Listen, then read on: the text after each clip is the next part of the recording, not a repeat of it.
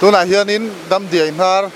Neihdawn CCA ina hmalakna Chekdam an siam na huna kan nom meka helaya hianin unit ni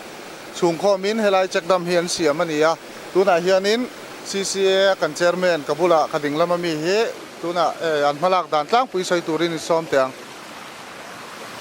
ole kaloma e sarkar lamten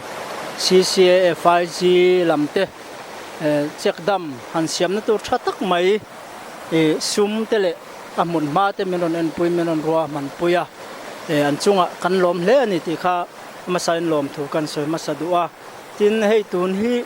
voithum nge voili chu tiang lai chu amuna pom meron en puina ani ta a an na thona poinin pe katia kalom pui kan loma tin tiang ang taka in pe thei khoi tu kan nei te hi kan lom ma hemi hian soitak ang khanin unit ni kha poisa kha an oma tichona thatheyang ber turin kan han thoka voi kan na tlan zat sia hi ka soi theilowa voi engemaw zat hemi siam tur hianin kan thok chuaka na tlang po kan thok tha a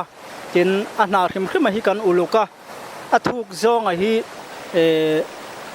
fit nga don anuai ret khumi kan juk siam na tang chuan fit sarivel achung sang a hiania ti chuanin a foundation kan juk lai thu ka wang khan fit thum zeta kan lai wang hiam achung sang a hi chu fit nga tling talo hreta chu tiang vela thuk chu ni a hei sanga te po da thein tur khopin tui hi tling tha a venia hianin a kan tha sen sa te kha tiang kong thang kha ka soi thei chalova amai ro chuan ni dan tur thlapin unit ni sumakha helai mona hian kan senga ni ti kha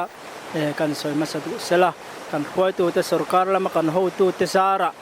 thatak in Chekdam kanan siam thei ni ti kha kan soi ti tong te se wa me